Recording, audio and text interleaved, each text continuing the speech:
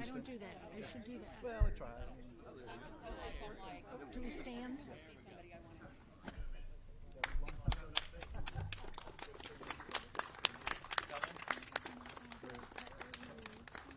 Proud of you. Thank you. Great job. Very good session. Thank you all. Great job yesterday. That was fun. Yeah, it was a good experience. Great. Yes. For the first time, it was like. I was really impressed to see how everything. So I need to thank the governor, Senator Paxton, Yeah, just do that. and then a little bit about we had second degree. Done. Thank you for that. 20 years wasn't enough. Yeah. So I think don't feel stressed out. Just keep it quiet. Yeah. Anticipation. so you can tell I'm the opposite of my daughters. Oh, Because Brooke and I laughed and said, Mom, it's because you were always behind the curtain there you go. telling me how good I was. There you go. And you never. It's amazing that you're doing what you do. Absolutely amazing. You're a hero. Good morning. As soon as I talk, a truck comes by. But good morning. Thank everybody for being here on an issue that has bipartisan support in the state legislature. This is an issue involving human trafficking that Texas has zero tolerance for. And that shows up in the legislation that I'm about to sign, but also shows up every single day when you see and hear what members of the Texas legislature talk about. They are angry about human traffickers, and they want to ensure that Texas has the toughest laws to prevent human trafficking in the state of Texas. Someone who shares that passion, someone who cares dearly about and actively involves herself in supporting the victims of human trafficking is the fabulous First Lady of Texas, Cecilia Abbott, who joins with us here today.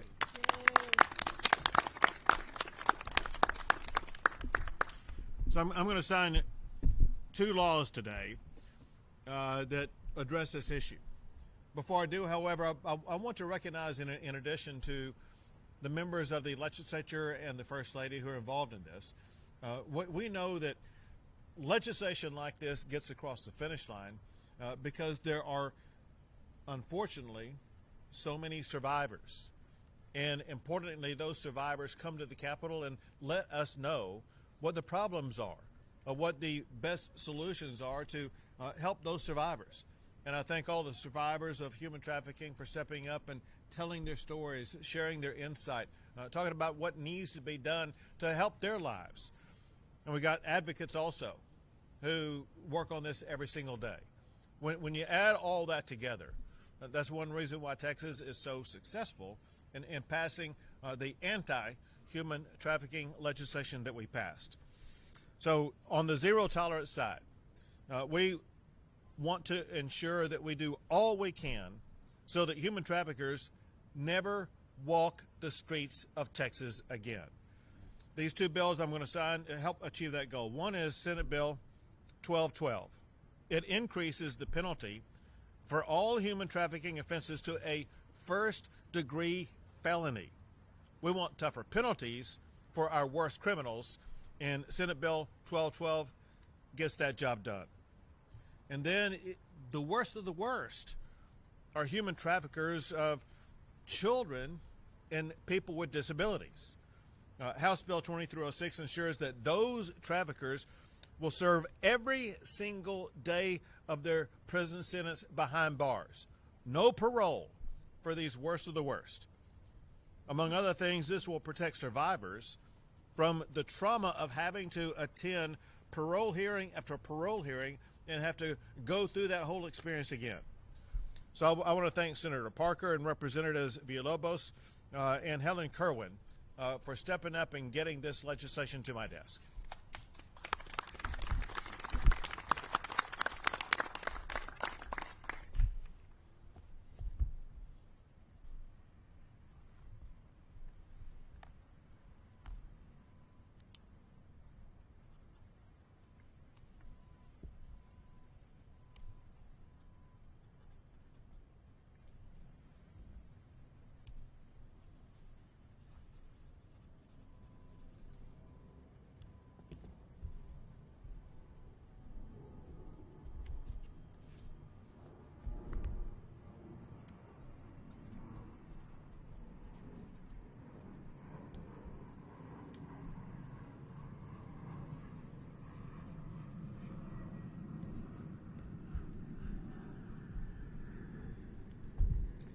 Senate Bill 2306 and House Bill 1212 are law in the state of Texas.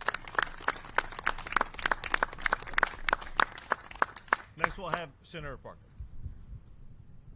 Well, thank you, Governor, for your leadership. Thank you for being so committed to this issue and this fight, all your years of service.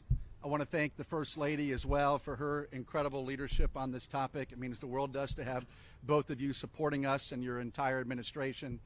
Look, for me, it's been an incredible journey to work on these issues, to fight trafficking since my early days as a House member in 2008-2009 timeframe. And we recognize that the moral fabric of this state and this nation matter. And we've got to stand up against the darkness and bring light. That's what we're doing with this package of bills. I'm so proud of all of my colleagues here with me, behind us, all those that support these critical pieces of legislation that put the most horrific predators and monsters behind bars where they deserve. And so, in particular, talking about the bill that I was blessed to sponsor, being able to make certain that those individuals that would ever traffic a minor, a child in this state, one of our precious children, or someone who is disabled, will never, ever receive parole. It's critical that they serve their full sentence and then some. We need to continue to be tough. We need to continue to be aggressive and press the battle because our children are worth it. And we need to celebrate these amazing, courageous survivors because they go from the darkest of challenging times to becoming survivors, where we give them the tools and capabilities to be upwardly mobile again. But this is the fight of our time, to make certain that we are addressing this horrific, horrific crisis that affects everyone in this state and in this nation. It knows no limitations, the horrific work that these traffickers do. And under Governor Abbott's leadership, the Lieutenant Governor, our incredible legislature, we will continue to make certain that human trafficking is eradicated in Texas once and for all. Thank you again, Governor. Thank you, man. Thank you. Thank you, Senator Parker. Now, Representative Villalobos. Exactly 1 year ago today, you came down to Corpus Christi and we held a fundraiser, but I told you I was wanting to win this seat to make sure that any criminal convicted of trafficking our kids in Texas should never be eligible for parole. And I'm excited on the anniversary of that day, we were able to sign this bill. It's tremendous. Absolutely. Incredible representative. One of my constituents actually testified during this bill hearing. Her stepdad trafficked her and immigrants in our country. He got caught, went to prison, got out early because of good behavior. He wasn't rehabilitated at all in our prison system. He was emboldened for getting out, and he did it again. He went straight back to his stepdaughter, trafficked her and more girls in our state, and that is unacceptable. That is why we worked hard to author this bill. It got unanimously voted out of the House and the Senate. Thank you, Senator Parker, for getting it across the finish line. This bill is much needed today, and I'm excited going forward what it means for our children to be safe from these violent criminals. Any criminal convicted of trafficking kids for sex, for labor, or disabled individuals, and any person that profits off of those heinous crimes will no longer receive parole. Thank you so much. Congratulations on that. You know, one thing that's so empowering for people who run for office is that they want to talk about issues that are so important to them and to their constituents, to our state. And to talk about that on the campaign and then to be able to come to Austin, Texas and be able to pass legislation on that as a freshman is really extraordinary. So congratulations to you on that. Thank you. And now Representative Helen Kerwin. Well, thank you, Governor Abbott, so much for this opportunity that we have today to forward this amazing journey that we are taking. You have allowed it. Your wonderful First Lady has worked so hard.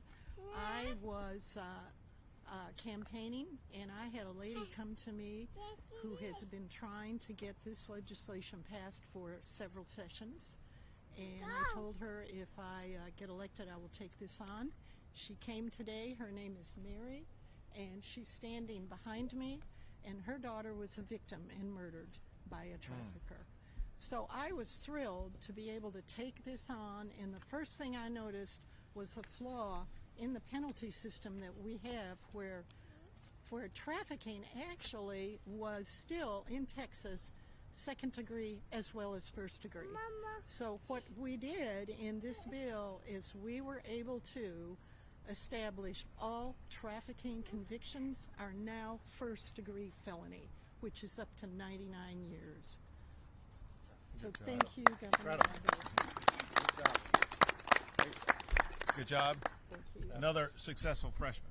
Well, listen, we wouldn't be here again without victims and victim family members, as pointed out, but also without the courage and commitment of these state legislators. I want to thank you all again for everything that you did to get this across the finish line.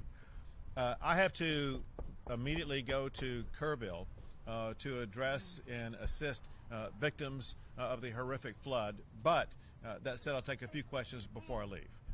Go ahead.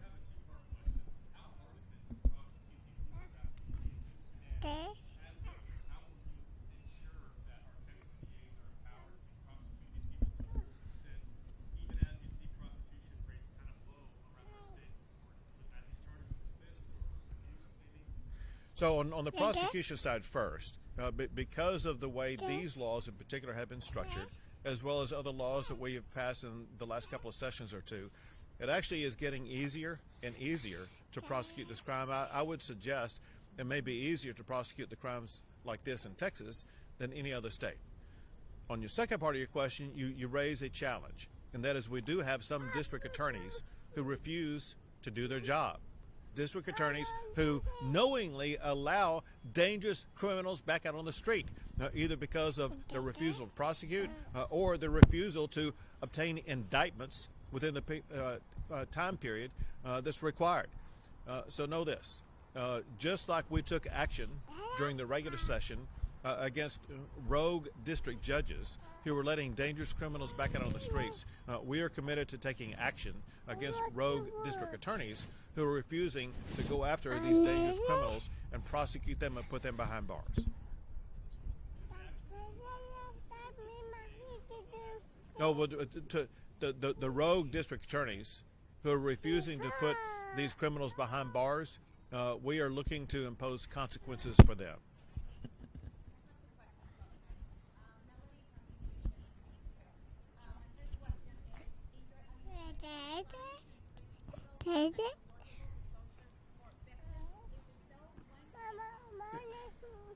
And I missed the first part. You talk about resources? Yeah. So I mean, there's all kinds of challenge. You're talking about victims of human trafficking. Yeah, there's all kinds of challenges that victims of human trafficking go through. Not just once, but it's something that they relive day after day, year after year. And so we have already, and we will continue to ensure that they have access to the resources they need. Part of that is mental health resources, emotional support. Part of it, very importantly, is also working to help put them back on a very positive pathway of getting a job, allowing them to refocus their lives in a different pathway that's going to be very productive.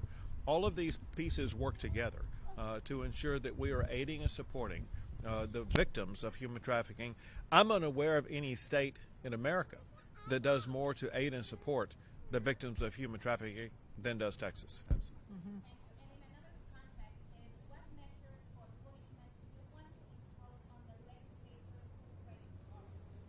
So there's, you probably know that I added to the special session agenda an item that requires punishment and consequences for people who break quorum. First, I believe that breaking quorum the way that it was done here violates the Constitution, and there have to be consequences for that. There have been several proposals already offered up in both the House and Senate. That's a good starting point to take a look at those proposals. And what typically happens is when proposals like that arise, it's going to lead to other ideas and other strategies that members of the House and Senate will be able to consider.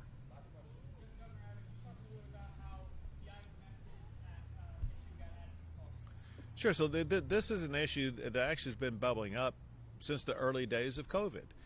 And there was a lot of misinformation about ivermectin.